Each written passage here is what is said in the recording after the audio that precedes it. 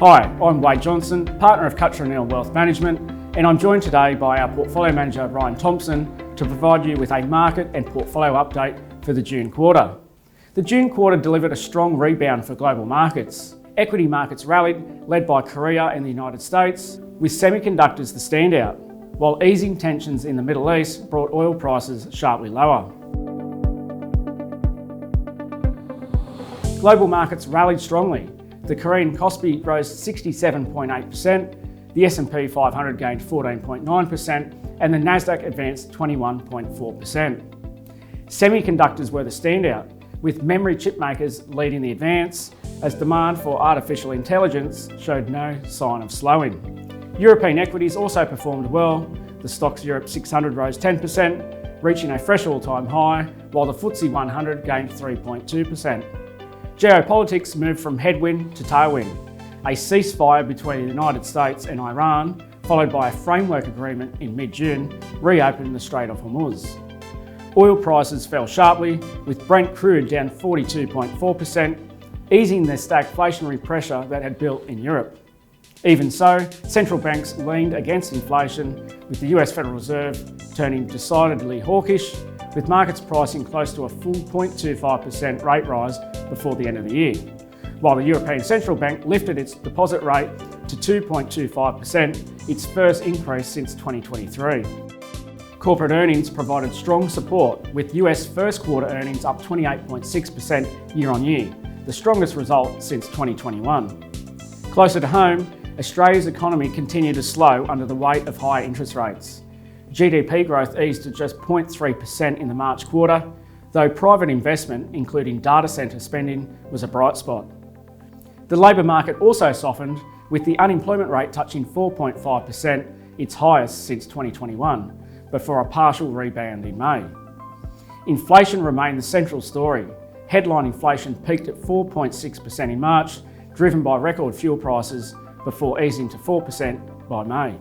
In response, the Reserve Bank of Australia raised the cash rate to 4.35% in May, before holding steady in June. The Australian dollar fell to a 3-month low against a resurgent US dollar, as a more hawkish Federal Reserve contrasted with the view the RBA's tightening cycle may be complete.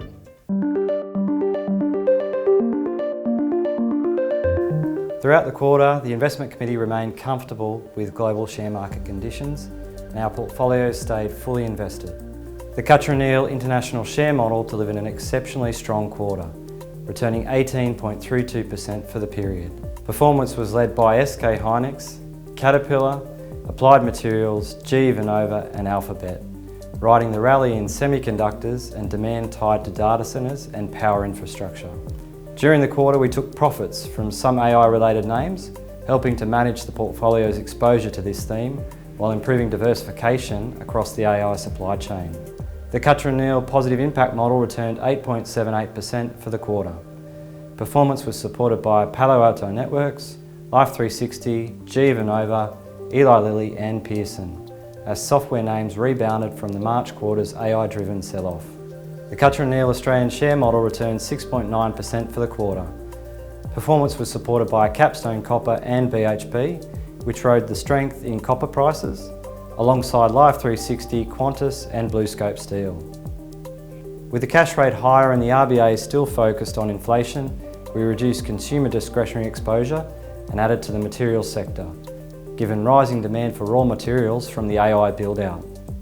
The Cutcher & Neal Fixed Income Model returned 1.94%, as bond markets diverged across regions. In Australia, yields ended lower, with the 2-year yield easing to 4.42%, as markets began to think the hiking cycle may be complete. European yields also fell, while in the United States, a more hawkish Federal Reserve, now under the new chair Kevin Warsh, pushed US yields higher.